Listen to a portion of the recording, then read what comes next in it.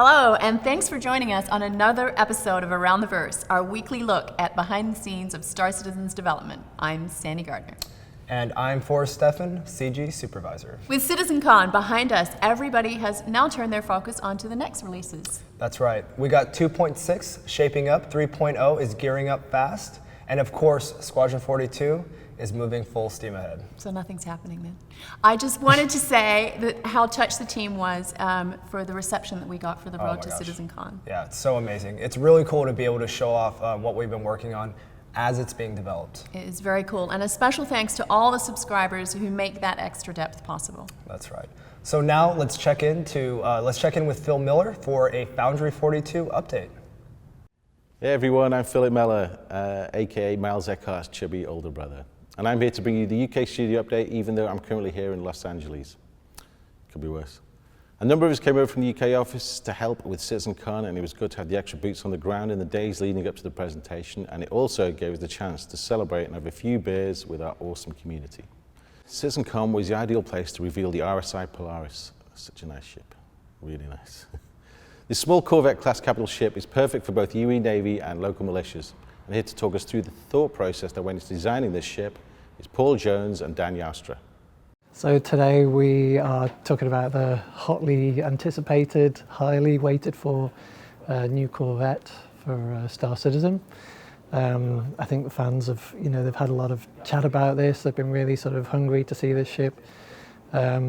Originally we had the Idris, which was a Corvette, and then we supersized it, and then we lost our Corvette classification for that. So we had a hole in our sort of ship loadout. And so this is basically the RSI Polaris, and this is the sort of the new introduction to that classification of ship. So this ship is it's turned out super cool. It's an RSI ship, so we've already got a couple of ships. We've got the Bengal, we've got the Constellation, and so taking those styling cues, aggressive angles, kind of sort of Gundam feel. Previously it's been worked on by Ryan Church out of house, so this time we've brought it in-house. So this has been worked on by Dan on the concept team. I love working here, I love working with the concept department. And today I'm hopefully bringing you something you really, really, really like. Yeah. Of course, the Polaris, the hotly anticipated submarine missile launcher. I was given an entire level block out made by my buddy Steve. And we just sat in a meeting and we looked at what was possible. Like, how am I going to dress this up?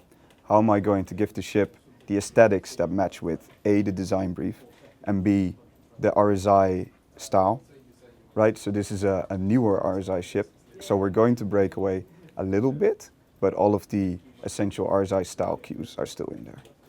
The ship is basically designed to A, carry a small fighter, and B, most importantly, be quick and deliver a torpedo salvo. And this ship was specifically made and designed to be as focused as possible. You can see it in the exterior. It's basically a giant triangle, a super aggressive shape. So everything about this ship just says like, I'll get in, I'll destroy, and I'm getting out. The front of this ship has the typical RSI style cockpit with the faceted glass held together by a robust metal framework, as you can see right here. So inside, it looks like this, which is cool because the faceted glass is going to allow for some really nice shading and really nice reflections. And it allows, of course, for optimal visibility. So the crew is positioned in these little recessed bunker-style stations so that the captain can always view and look over them.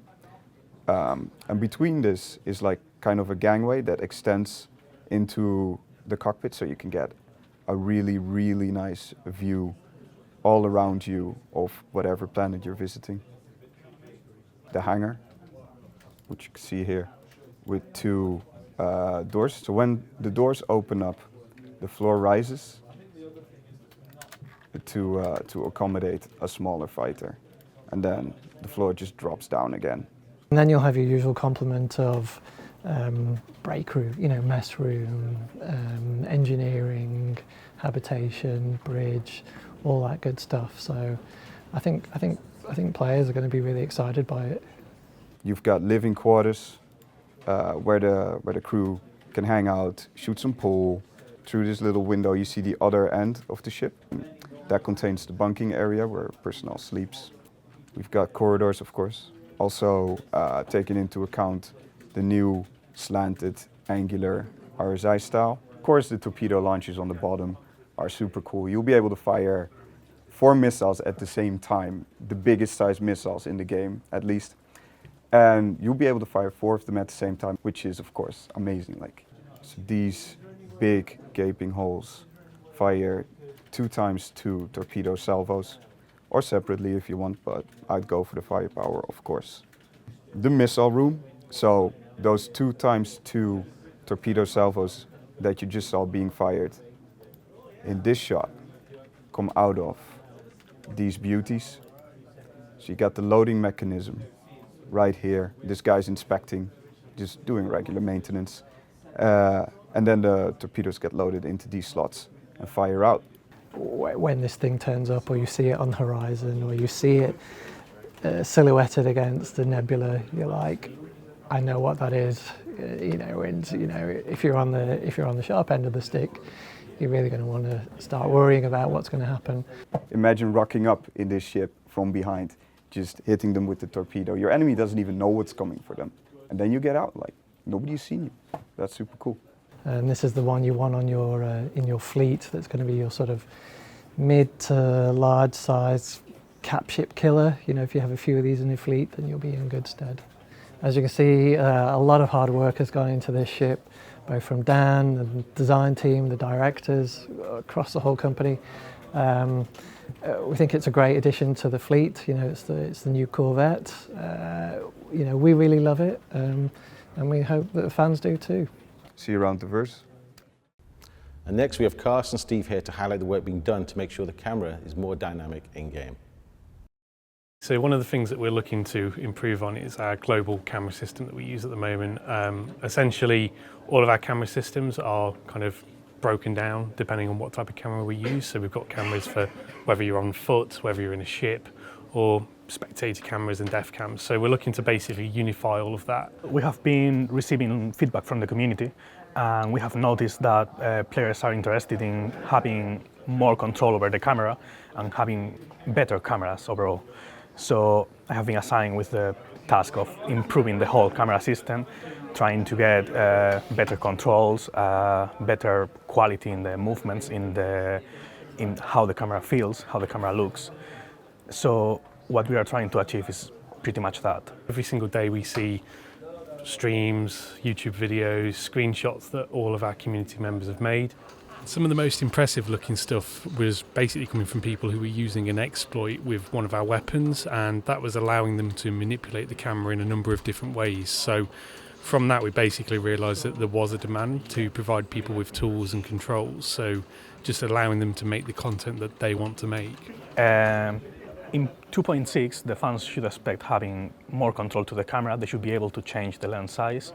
They should be able to load and save different camera angles. So they'll have their regular first-person, third-person flight, but if a player, say, wants to move the camera into a certain position on their Gladius, for example, they can save that view. So they'll be able to angle it, change the lens size and go, I like the way that shot looks, and they can basically save it and call that view anytime that they like. One of the things we have tried to implement is adding the control of the lens size. So you can change the camera lens size, and that will change the field of view. So that way you can get very close-up views of the character, of the ship, or whatever, or the opposite, you can go back.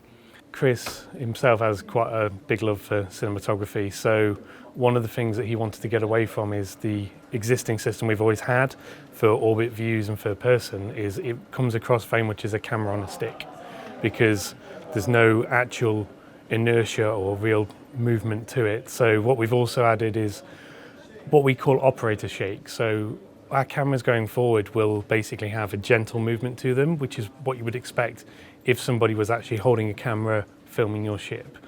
For all these ships that our players have purchased, it will basically just give them a way to show them off in a better light and generally make a much more realistic viewpoint for while they're playing the game.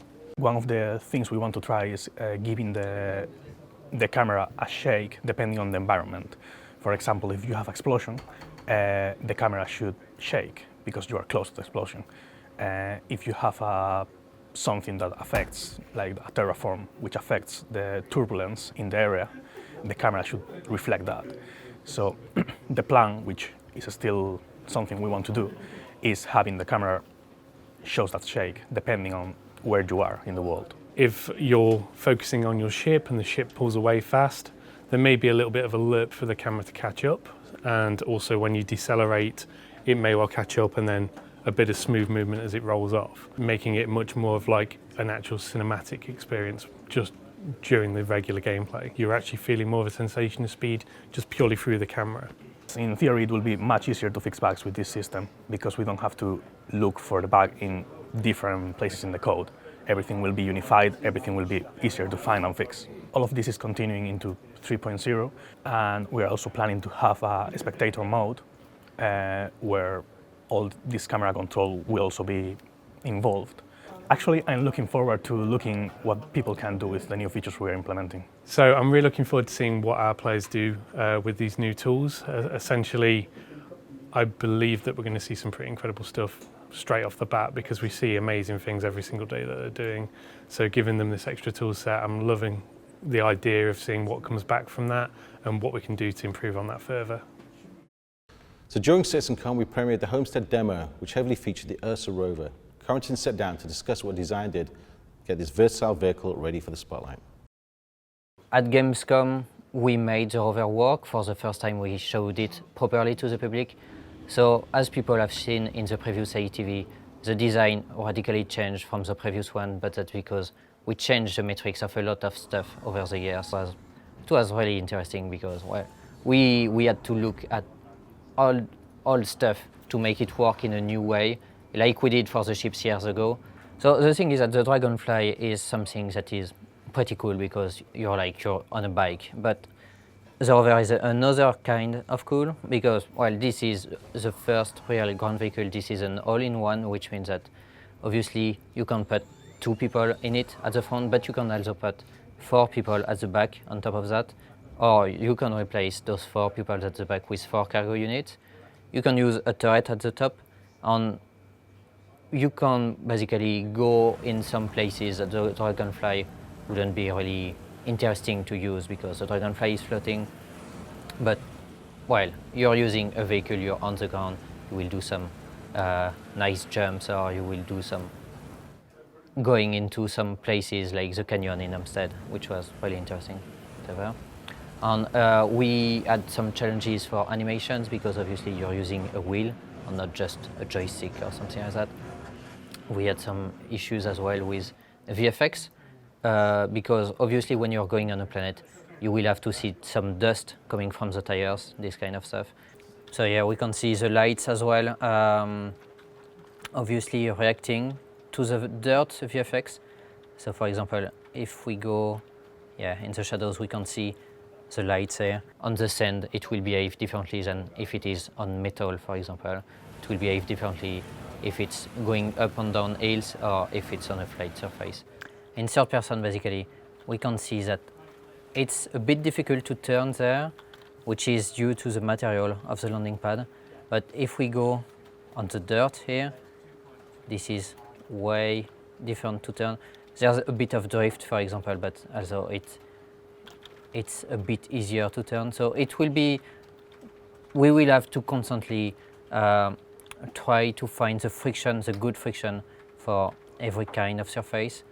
In CryEngine, we have to balance vehicles a different way, like the center of gravity, how it will drift, the speed, the weight of the rover, this kind of stuff. Should it be bouncing around? Should it be going forward when it does a jump? This kind of stuff.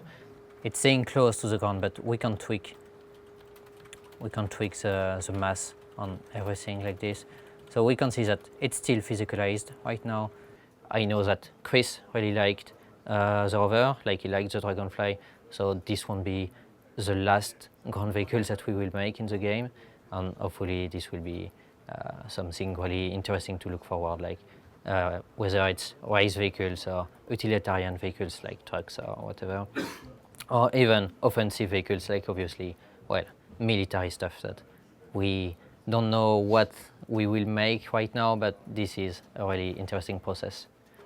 So obviously it's not completely finished yet, because you will get the final product in 3.0, but it's really interesting, and obviously feedback is important, whether it's from other designers, from QA, from Chris, from players when it will be available. So I'm really looking forward with what the players will do with the rover, because, well, this obviously will lead some interesting stuff, whether it's some really cool views or some really cool videos, or some, as well, obviously some new bugs that we will have to look at and fix that, because yeah, this is really the first true ground vehicle in Star Citizen. So the rover was also the star of last week's Bug Smashes, so make sure you check out the episode to see how we resolved an issue which had the rover's wheel floating away after being blown off the vehicle. After watching Homestead, how much do you just want to jump in one of those vehicles and go around on the massive planet? So much. I want to do some stunts, like line up a bunch of Argos, grab a dragonfly, and just see how many I could clear. Of course he does. Sounds like a great way to ruin a bunch of Argos and wreck your dragonfly. Well, speaking of crashes, Ship Shape this week looks at what it took to make that destroyed Javelin look so amazingly awesome.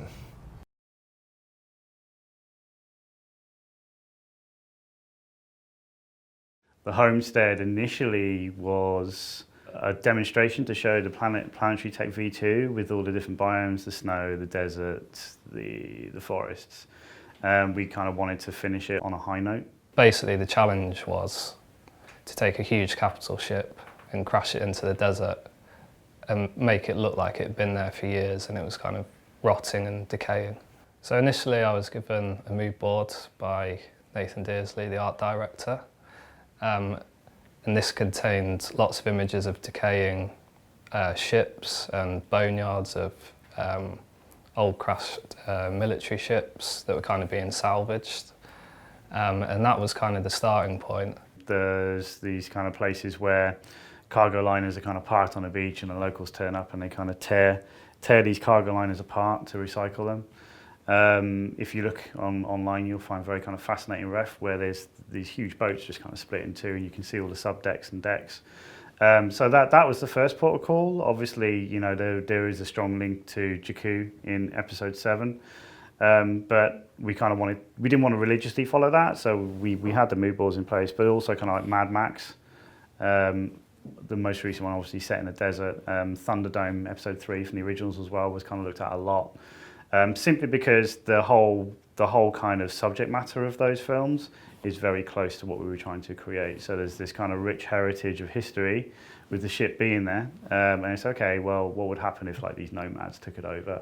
How would they make it secure? How would they live there? And there's a lot of things that you didn't see in the demo, which people kind of ran past, but there are actually like little beds in there with a little kind of radio, these little stories and personal touches, which make a lot of difference to me. And you know, you'll see a lot more of that in the future as well. We had to think about how sand would build up on the surfaces and how you get it to look as though the ship is no longer pristine and clean, and it's been out in the sun for years, kind of rusting away. So we made use of the blend shaders in CryEngine to kind of blend from the original panelling that was already there on the Javelin and blended that into either rust or into sand. And the way we approached it was the exterior hull of the ship, that was kind of sandy, and as though the exterior of the ship would be treated so it could withstand the elements, as it were. But then everything that was exposed from the interior, that was just like rusting away and kind of decaying. And that was the way we kind of approached it, so that as you revealed the innards of the ship, you could see it kind of, dying over time. When news got around the studio that we were gonna kind of do this with the Javelin, a lot of the team were biting at the cookie to try and kind of, you know, get on the team that were making that, because it's a break for us. You know, we're making these pristine ships all the time. When you get the opportunity to do something that's not, you know, this pristine spaceship and shit in space, that you want to kind of bury it in a desert or another kind of biome, you can get very kind of creative with that stuff, and tell these stories. And, you know, the guys, fundamentally, we're all environment artists. That's how we all started, and it's always nice to kind of go back there and keep touch with that stuff. So you're trying to tell that story of a crash, basically. So you wouldn't expect the girders and the beams and the framework to just be sliced. We kind of spent a lot of time cutting into these meshes. So the day-night cycle is, in the previous version of the engine, it was quite easy to do. You could link glows to a certain time of day. So the previous kind of system had a 24-hour day-night cycle. And you could tell the glow in a shader to go, oh, you know what, at 6 o'clock at night, switch on, and at 6 o'clock in the morning, switch off. We don't know how far we are from the closest star right now, which would be the sun. So we actually don't know how long a day is going to last at a certain point on the planet, right? So there's a lot of kind of things that we kind of need to work out with that. So we have those challenges to kind of think about as well. Me and all the guys, we do read the forums and we look at the feedback, and it seems to have gone down really well. Everyone here is really proud of their work, and I think everyone did a great job on the Crash Javelin. And I think now we know how to damage a mid-sized ship and a smaller ship, and now we've learned a lot about how to damage these capital ships, and it's only going to help push things forward in the future. Yeah, so all that beautiful work the environment team did really inspired the character team. It really allowed us to branch out and do something a little more diverse, something a little more different. And so Josh Herman had this idea that he wanted something that was like something no one had ever seen before. And so he created this character called the Sand Nomad. And that went over to concept, and they worked together back and forth, him and Jeremiah. And then they kind of got this amazing look, and we're like, this is what we want to go with. Once from there, went over to James Koo, who did this incredible high poly sculpt. And then Omar and James Koo teamed up to model the whole character out. Got that in the game. We're like, yes, this is awesome. This is the diversity we're looking for in the PU. This is the customization that you could kind of put something together, see something very different. And then once we got it running around, we got some cloth physics in there for the first time that we've never done before. And so it really came together nicely. Very, very cool. In addition to the environment and characters, the sound design also added a lot to bring Homestead to life. It did. Here to explain exactly what went into the demo is Matteo from the audio team. Take it away, Matteo. Yeah, I've mainly been working on the ambiences for Homestead. I've been spending quite some time with the Sandstorm itself. You know, like we would have different wind intensity changing according to how close or far you are from the Sandstorm. And sound design is all like designing thing. It's not like, oh, you know, I need the sound of a real sandstorm to actually have the sound of a sandstorm. It's not. It doesn't really work that way. It's more like breaking down all the element that a sandstorm can bring. So you go from wind, and then you can record just like sand debris. So you can record just like, you know, debris of metallic debris and things like that. And that's when you combine all those layers together.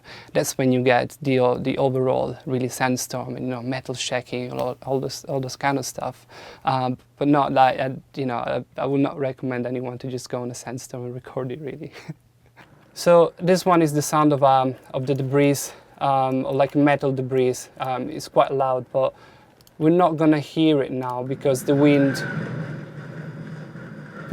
is not strong enough really. We can bring the level of the wind higher so that these sounds in particular will start resonating as well.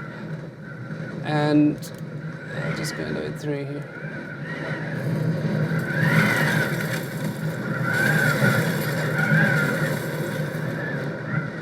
And again, if I bring the volume down for the wind, things will get more subtle. It's the way we wanted to work it basically. So we want to populate the entire map, the entire area with as many, let's call it silent sounds as we can, and that we will let the wind just basically automate all of that really.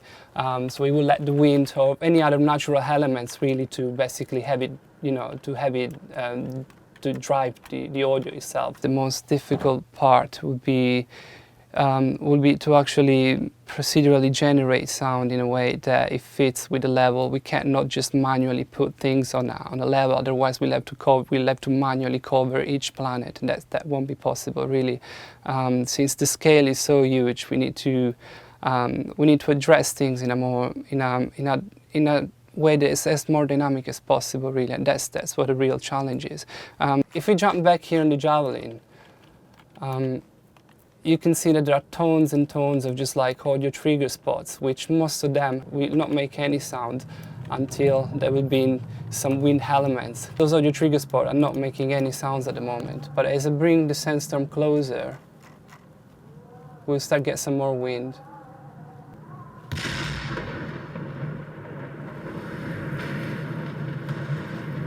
There you go.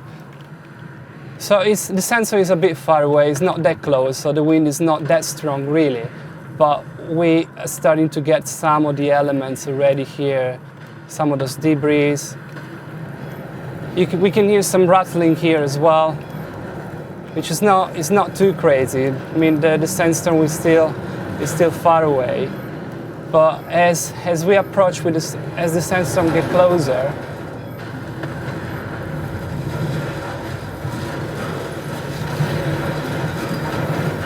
that's when we got more of those elements really coming up to life and being really, really loud in this place. So you can hear like how the old ship itself is rattling, and you get all this sand debris. And as I bring the Sandstorm far away from it, basically we get more of just the debris sounds and less of the rattling really. And that's really what we aim for with this, is that so that we can just populate the entire area with all those silent audio trigger spots, and then just make them really resonate, make them, bring them to life with the wind elements. And this system can pretty much work with many other solutions. It's not, it can be not just for the wind, not just for the Sandstorm, but we can just like have entire buildings of rattling or resonate as for example, as a thruster, as a spaceship will fly by really. So we can meter the thrusters of the spaceships, and that will drive and make that drive the sounds of specific objects in the game. There's so much sound design to do for this game. It's like from the most sci-fi, weird sounding spaceship to the most common, I don't know, like wind sounds, or like just like recording general ambiances. So it's a project that is so big that basically allows us to just like to play with all type of sounds really, to just like, it never gets boring. Always great to hear from the audio Oh, team. I knew you were going to do that. Was that an old school ATV pun? I'm not saying anything. Ben's not here, so All right, on that note, let's go over to Jared for this week's community update.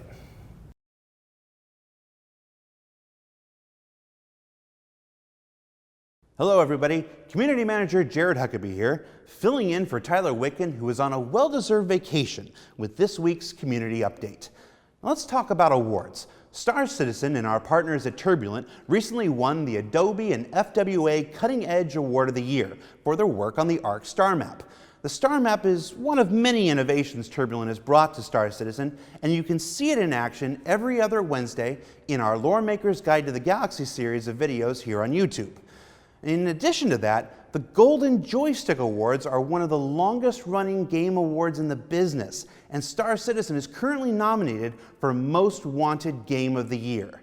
So, as Chris Roberts once said, tell your family, tell your friends, tell your pets if that's what it takes, and let's get the word out.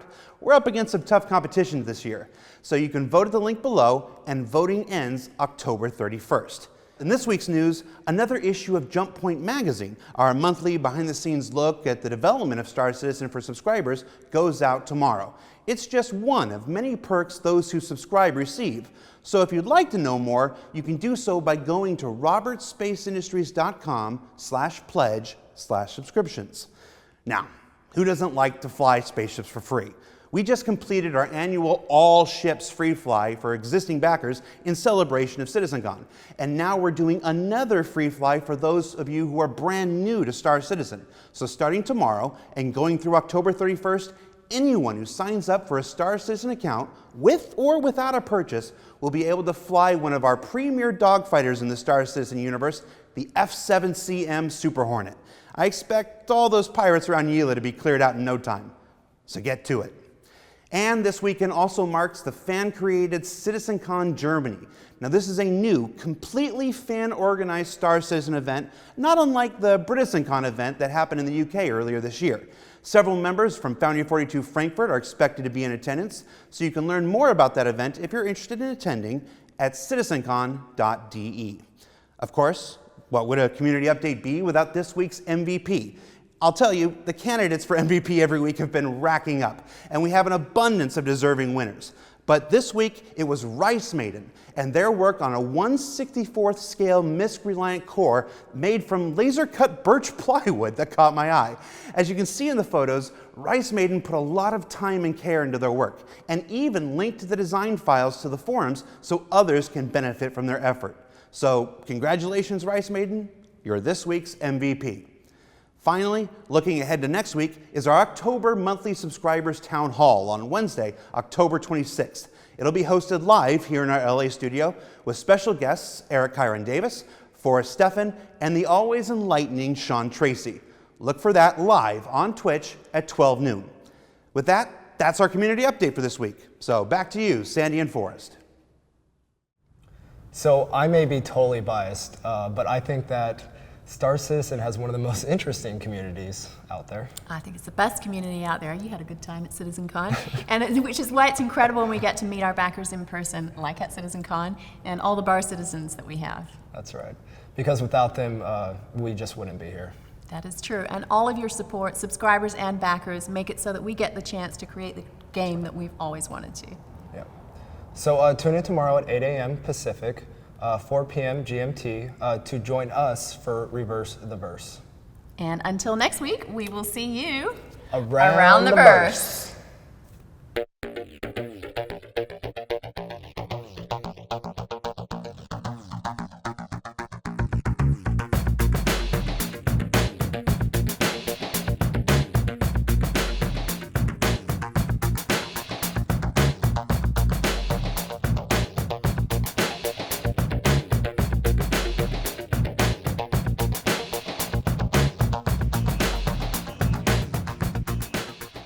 Thank you for watching. So if you want to keep up with the latest and greatest in Star Citizen and Squadron 42's development, please follow us on our social media channels. See you soon.